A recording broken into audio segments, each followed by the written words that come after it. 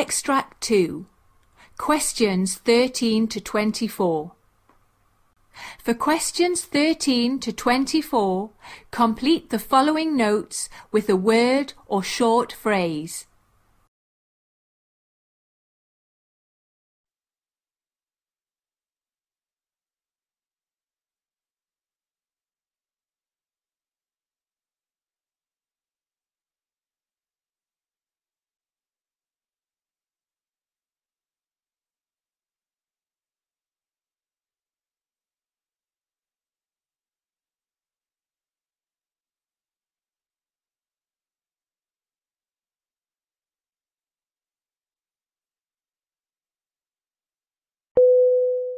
Hello, Mrs. Peters. I see you made today's appointment because you are concerned about heavy periods.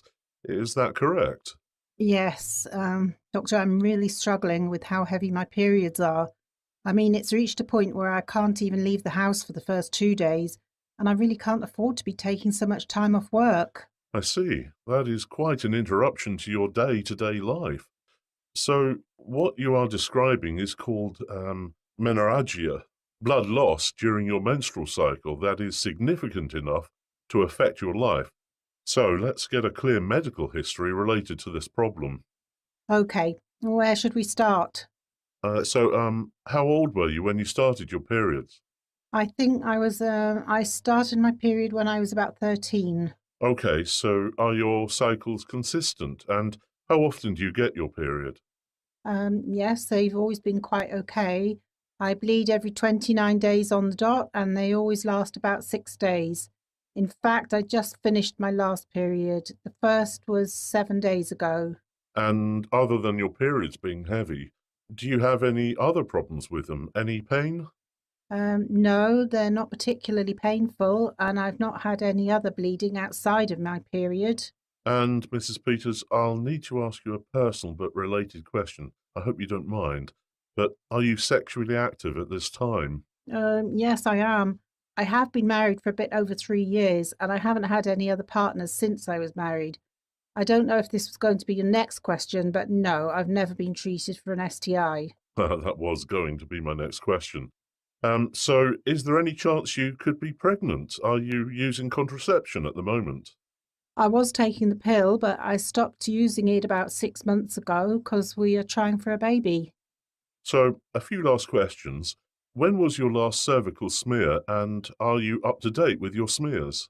My most recent cervical smear was 2.5 years ago, and they've all been normal. I've not had a letter for my next smear yet. And in general, how would you describe your health lately? Are you more tired than usual, short of breath, changes in weight, problems sleeping? No, I don't feel particularly tired, and my weight hasn't changed. Also, a no to fevers and night sweats or problem sleeping. I would say I'm otherwise well, and I haven't had to see a doctor for any other reason.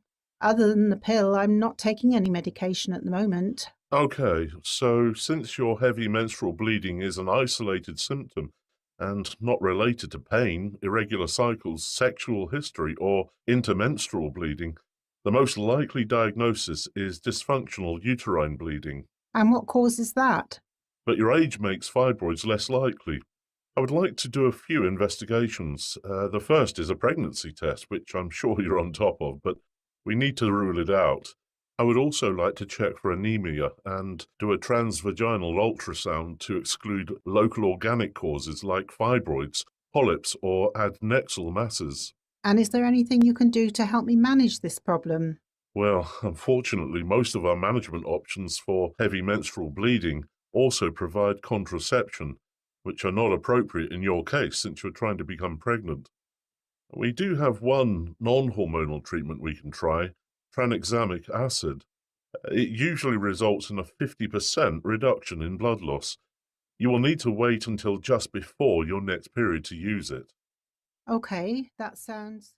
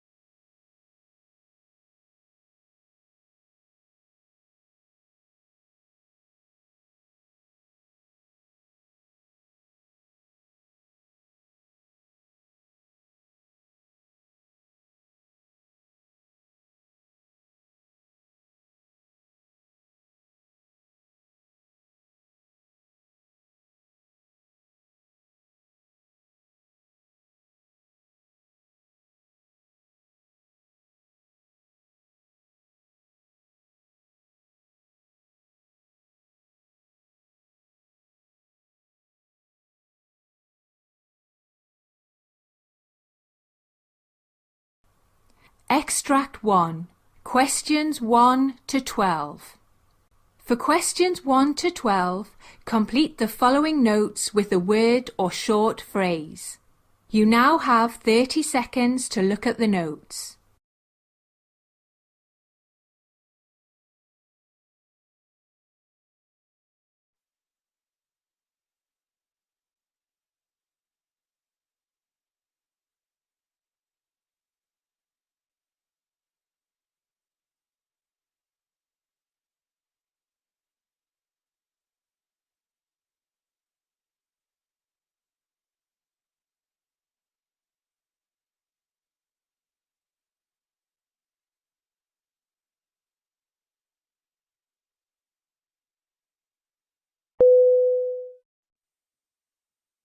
Hello, Maria. How are you doing today? I'm feeling pretty well. Quite tired, but I think that is to be expected in my current condition. Yes, of course. So you're at 24 weeks gestation, correct? Yes, that's what I've been told, 24 weeks. Yes, uterine size is appropriate for gestational age, and just to make sure we have your obstetric history correct, you vaginally delivered a 9-pound 8-ounce male infant 8 years ago. Yes. Oh my, I hope this baby is a bit smaller than my son, 9 pounds 8 ounces. I had forgotten he was such a big baby. And how is your son doing? Oh, he's quite excited about the arrival of a new baby, though I suspect he will not be so excited once the baby finally arrives. He's in for a shock when it comes to all the crying and diapers. Yes, I'm sure. And he is your only child, correct? You've had no other pregnancies? Yes, only one pregnancy. I luckily have not had to deal with any miscarriages ever. So let's get a bit into your family medical history. I specifically want to talk about diabetes. I see. Do you have any immediate family members with type 2 diabetes? Type 2 is the kind you get as an adult, right? Yes, that's correct. Type 2 is sometimes called adult onset diabetes, though with childhood obesity becoming such a big problem, more and more kids and teens are also being diagnosed with type 2 diabetes. Type 2 diabetes is caused by a combination of genetic predisposition, being overweight, and a number of other factors. Well, my husband has type 2 diabetes, and my mother too. My sister mentioned that she got tested for type 2 diabetes as well last year, but I'm not sure what became of that. She didn't say anything after, so I assume everything is all right. Okay, so Maria, you have a first degree relative with the condition. So, Maria, I want to talk to you about your risk for diabetes. You have gained quite a bit of weight during this pregnancy, and a urine dipstick test showed that you have glycosuria, which is an abnormally high amount of sugar in the urine. Now, your test did come up negative for ketones, which is good because it shows that you do not have uncontrolled diabetes at this time. Okay, I think I'm following you, but just to make sure, do I have diabetes or do I not have it? At this time, you are a likely candidate for gestational diabetes. Gestational diabetes often disappears after giving birth, but considering your risk factors for developing type 2 diabetes, it may not go away. In fact, you may have been pre-diabetic prior to becoming pregnant. But with all the tests that are done during pregnancy, it's just being detected now. So are there further tests you need to do or just some recommendations? Since the urine dipstick test showed significant glycosuria, it is necessary to do some additional tests to confirm the diagnosis of gestational diabetes. You may or may not have it, so let's not jump the gun yet. And if I do have it, I'd like to know just to mentally prepare myself. I want to be self-sufficient at all times and do not really like to be a burden on anyone. Well, in the event that your results come back positive, the most important thing we will need to discuss is how you, as the patient, can learn to keep an eye on your own blood glucose. We also then talk about dietary and insulin therapy. I see. What about my baby? Will my baby be affected? Well, your baby may be born a bit on the heavier side. The extra glucose in your bloodstream triggers the baby's pancreas to make extra insulin, causing it to grow large. We will need to monitor the baby closely as well.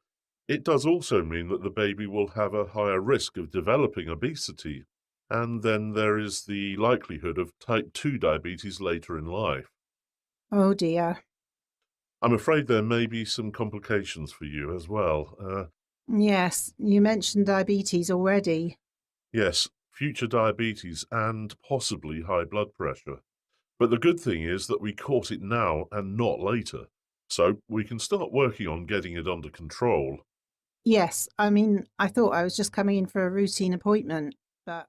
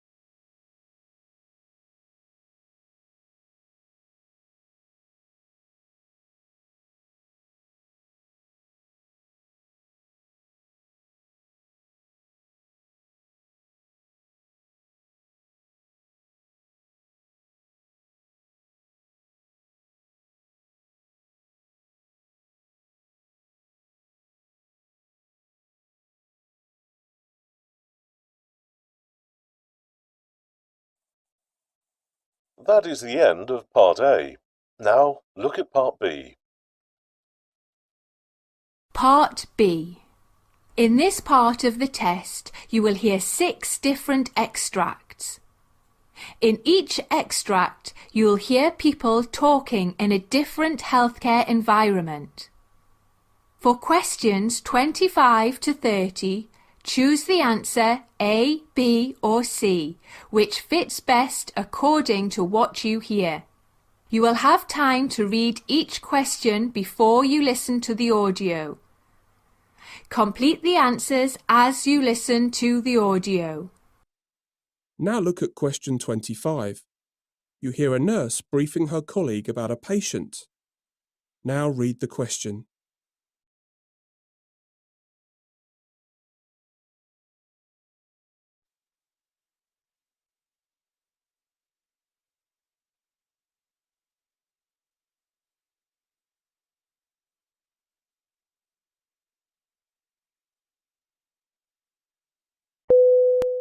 Mr. Jackson came into the A&E last night complaining of shortness of breath and a dry cough. He also presented with a high fever. At the time, he was found to be severely dehydrated and also very disorientated in time, place and person.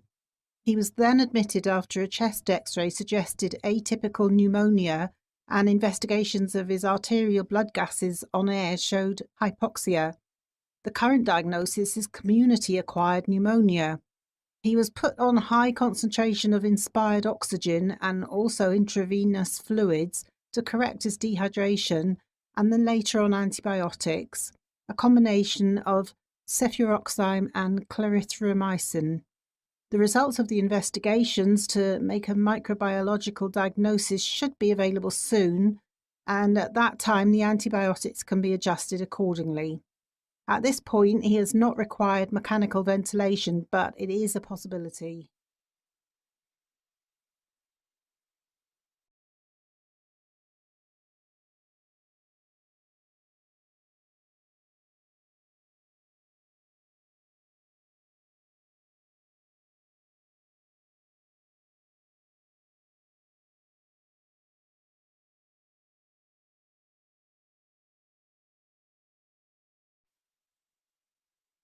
Question 26. You hear the ward leader talking to the nursing staff. Now read the question.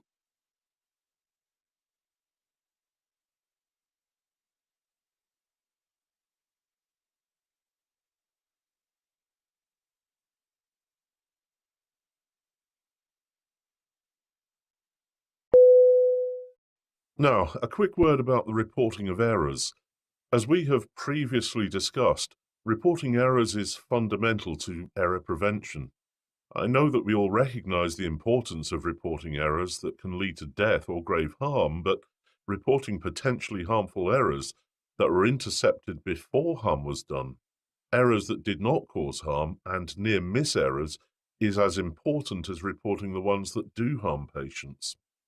Improvement efforts that target systems-related failures that contribute to errors within the complex environment of healthcare may fail if many errors are never reported or captured through other mechanisms.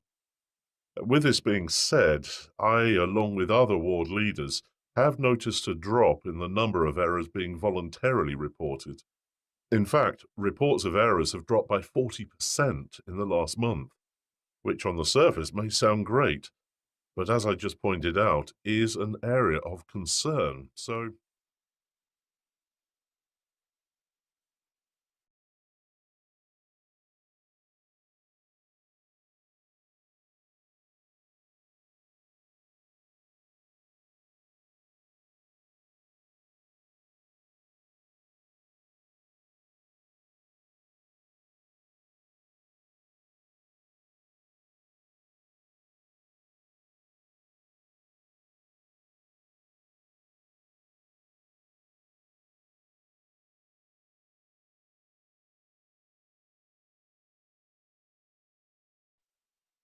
Question 27.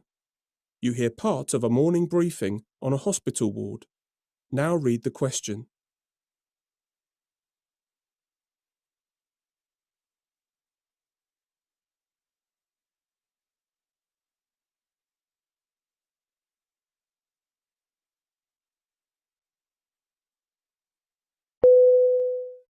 right, so now to overnight admissions to the ward. Susan, could you start us off? Sure. We have Jeanette Evans in bed 4. She's a 46-year-old woman brought into the A&E with right-sided loin pain and macroscopic hematuria. She was diagnosed with autosomal dominant polycystic kidney disease, and a long-term treatment plan for her is currently being developed. Now that her symptoms have been stabilised, she's going to be transferred from high dependency unit to another ward. Okay, I'll review the clinical status this afternoon and coordinate with the other ward leader for her transfer. Her family will be around later today, and social work intervention is recommended to help them with long-term support of the patient, as well as to help coordinate screening for them.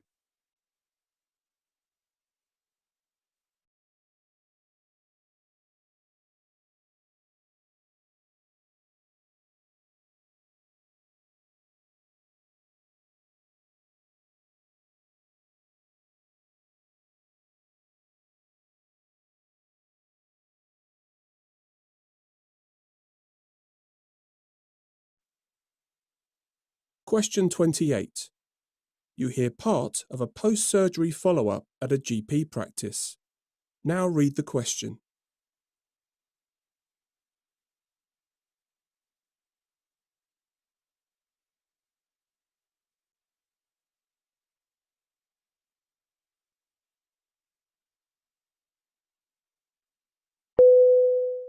Mr. Alex, how are you today? Things going smoothly since the procedure? Yes, I mean I'm sore, but feeling better. So, you had a laparoscopic appendectomy, so there should be little or no scarring. So, let me check your abdomen. So, I can see the tiny incision points, but there is no sign of infection. So, have you experienced any pain? I feel a little pain in my belly, but it's getting better each day. My doctor warned me about it. Yes, that's likely due to the carbon dioxide gas still in your belly. So, everything looks like it is going well. Do you have any questions? I wanted to know when I can get back to my normal routine. So, you are now 3 days post-op, so you will need to wait at least another 5 to 6 days before getting back to your normal routine. But be sure to take it slow at first so that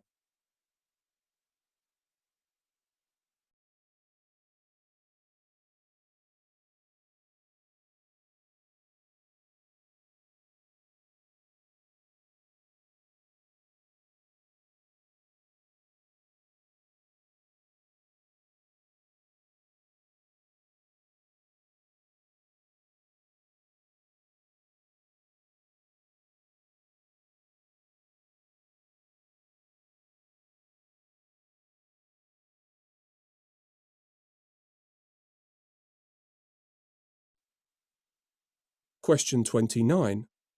You hear a trainee doctor telling his supervisor about a problem he had with a patient. Now read the question.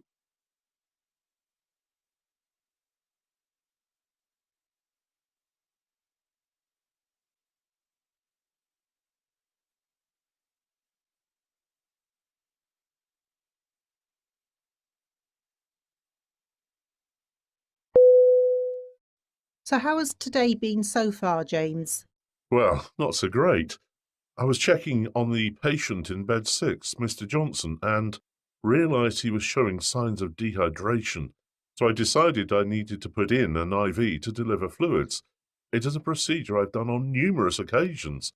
But, I just couldn't find a vein. Do you think his long stay here has led to collapsed veins? Well, that can happen with patients like Mr. Johnson. Chronic health issues resulting in long stays in medical facilities and hospitals. And as you can imagine, it is stressful for them if the procedure isn't completed quickly. Yeah, he tried his best not to complain. I could tell he was uncomfortable. How about next time I supervise you do it?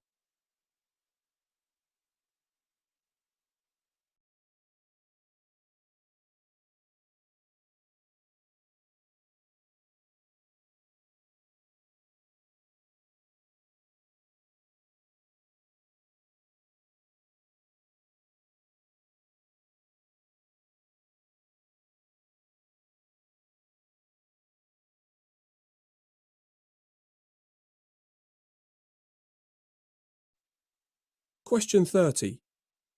You hear a doctor talking to an athlete with a painful arm. Now read the question.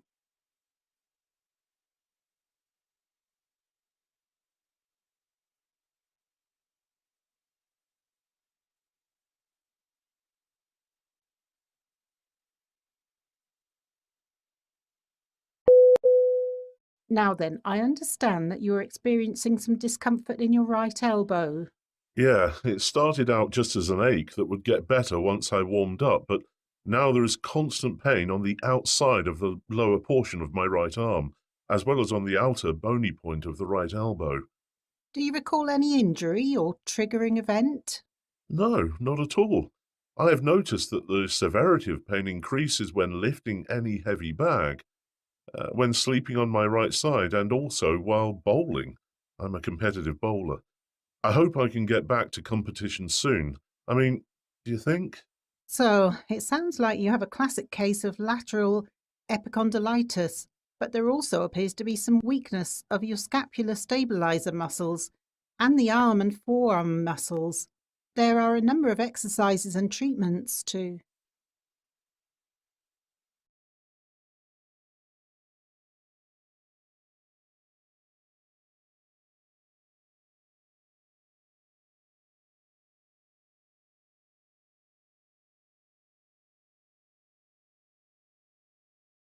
That is the end of Part B.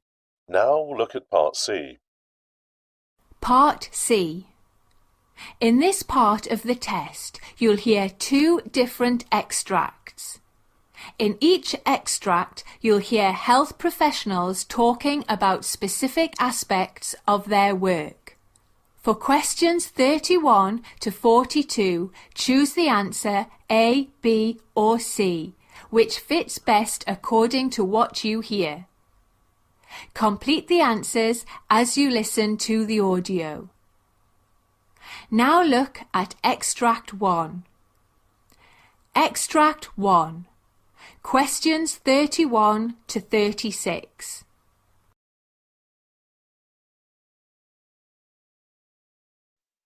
You hear part of an interview with a doctor called Dr. Ellen Samuels, an expert on Lyme disease. You now have 90 seconds to read questions 31 to 36.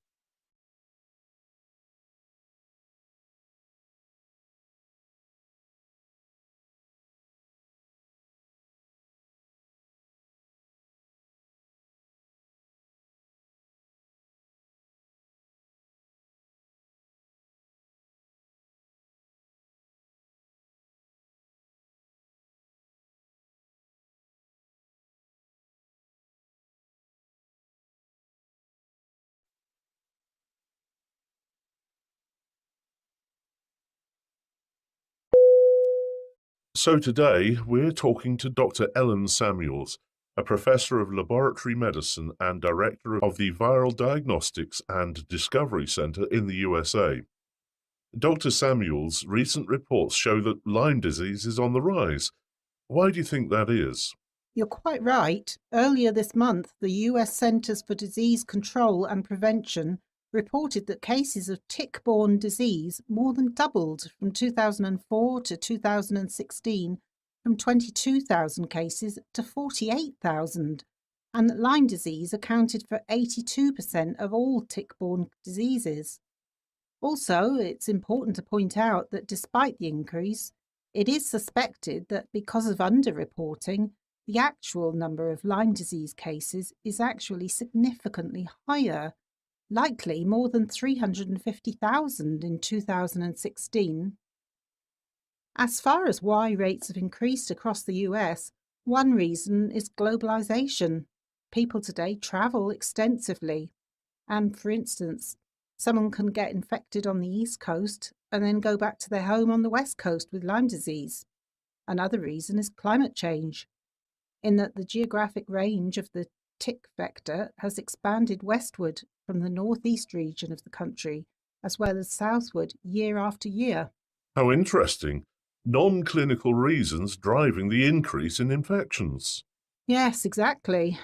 So, how exactly is Lyme disease transmitted? And I hope you don't mind, but another related question is it contagious between humans? So, for ticks to survive in nature, they need to have what we call an animal reservoir. Essentially, a mammal such as a squirrel or rodent that can harbour Borrelia burgdorferi, the bacterium in the tick that causes Lyme disease. So the cycle continues when ticks feed on those animal reservoirs carrying Borrelia burgdorferi, and then more ticks get infected. Then the ticks can then transmit the infection to humans. Fortunately, the efficiency of transmitting the bacterium from human to human is quite low. I mean, the period during which you can find the bacterium in blood is very brief, a few days at most, and blood-borne transmission of Borrelia burgdorferi, such as by transfusion, has never been reported. The bacterium is also not excreted in other bodily fluids such as sweat, urine, saliva, or respiratory secretions. For those reasons, Lyme disease is not considered contagious. Much has been made of the difficulty involved in detecting and diagnosing Lyme disease. Is that true? Yes, it does appear that Lyme disease is harder to diagnose, and it's primarily because Borrelia burgdorferi very rapidly leaves the blood and disseminates into the lymph nodes and into tissues. As a result, blood tests for early Lyme disease have low sensitivity. And is it true that it takes at least 24 hours for a tick to transmit Lyme disease to a person? Yes, that's true. The CDC recommends that patients who notice the tick and remove it within 24 hours do not need antibiotic prophylaxis with doxycycline to prevent Lyme disease transmission. The tick typically needs to be on you, sucking your blood and attached to you for 36 to 48 hours, during which time the bacterium migrates from the tick gut to its salivary glands and transmits the Lyme pathogen. Just a moment ago, you spoke about the low sensitivity of blood tests.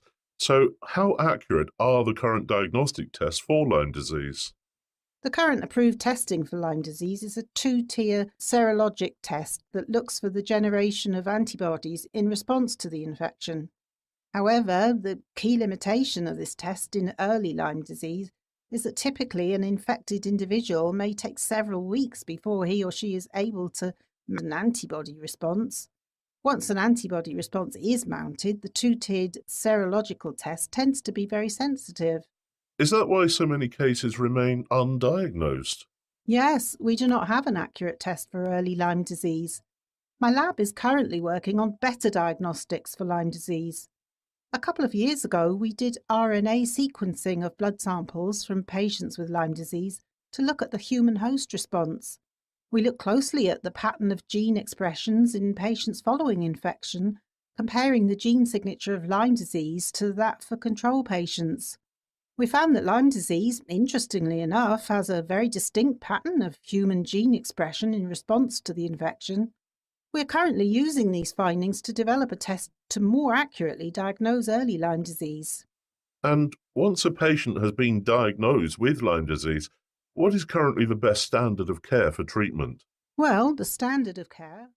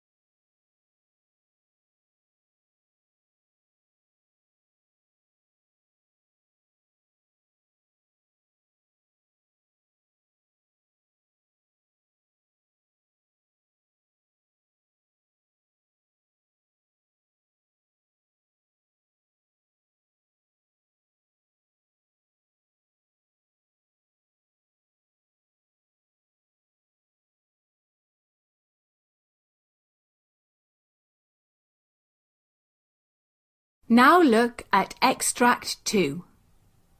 Questions 37 to 42.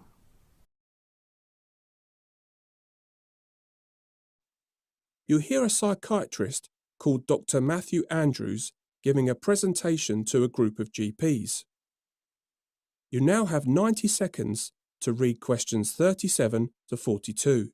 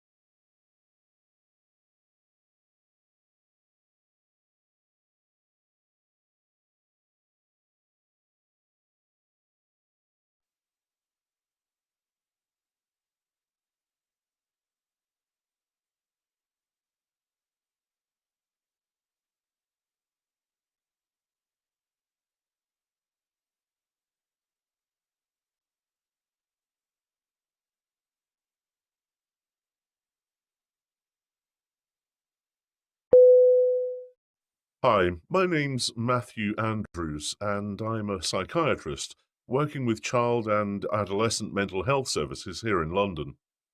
Today, I'm going to present the results of a research study to show you a new way forward for collaboration between general practitioners and specialists in child and adolescent mental health. So, before I get into the study, let's get into the importance of GPs in child and adolescent mental health care. Research has shown that an interested GP is in a good position to provide services to children and adolescents with mental health problems. However, many GPs believe that they lack specific knowledge in this area. Just to show you the mismatch between opportunity and knowledge, a study found that approximately 80% of children and adolescents with psychological problems have seen their GP within the last year, but GP's identification of psychological problems was limited. These findings are consistent with other studies. This clearly points to a need for GPs from a consultative role only for a psychiatrist to specialist clinics in a primary care setting, telepsychiatry to collaborate care with various mental health care providers. Generally, collaborative programs seem to be more effective than theoretical educational programs, with joint consultation found to be particularly effective. One important fact to point out about these collaborations is that they have generally taken place in adult psychiatry or in pediatrics, but not in general practice. So, since joint consultations in other contexts have been useful, we thought it would be interesting to see how a similar approach would work in general practice. In particular, the aim of our study was to evaluate possible benefits and downsides of the collaboration so as to make useful recommendations to other GPs and mental health specialists considering implementing something similar. The joint collaborations that were the focus of the study took place at the GP's office at a local health centre. When there was a concern about the psychological health of a child or adolescent, the GP could make a joint appointment with one of the participating child psychiatry specialists. Every fortnight, GPs had 2 available 1-hour appointments. Before each appointment, the GP and child psychiatry specialist would usually have a brief talk before the GP fetched the family from the waiting room. Then the GP would start the appointment by presenting the visiting specialist to the parents and child and informing them about the collaboration. Next, the child psychiatry specialist would take the lead in establishing contact with the child and the parents. The general purpose of the consultations was to decide whether the child required a referral or if the problem could be handled in primary care, whether by the GP, school psychology services, child welfare services, or others. After approximately 100 joint consultations had been held, the next phase of this project was started. The next phase consisted of a qualitative study based on focus group interviews, one interview with GPs and another with participating specialists, psychiatrists, and psychologists. So the focus group discussions revealed that both GPs and mental health specialists see joint consultations as a good teaching method for improving GPs' skills in child and adolescent psychiatry. For example, the GPs said that they had learned a great deal from seeing how the specialist talked with the children. They also pointed out that they had received concrete advice and learned strategies to use when treating such conditions as phobias and sleeping disorders, and they would feel comfortable using the strategies on their own with future cases.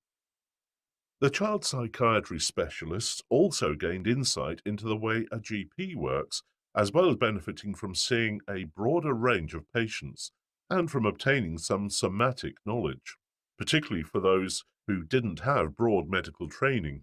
They also found in the end that they were getting fewer referrals from the GPs, and that the referrals that did come were more appropriate.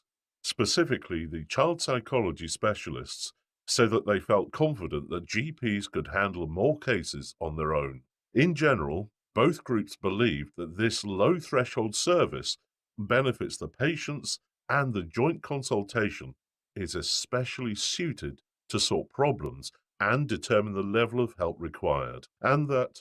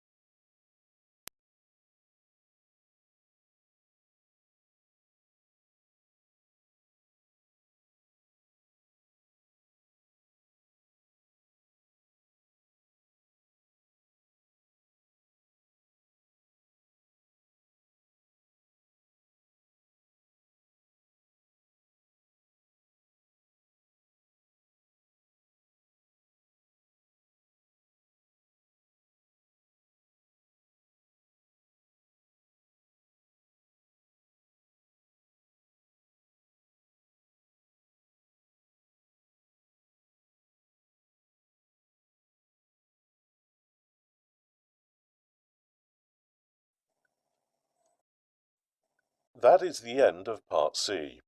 You now have 2 minutes to check your answers.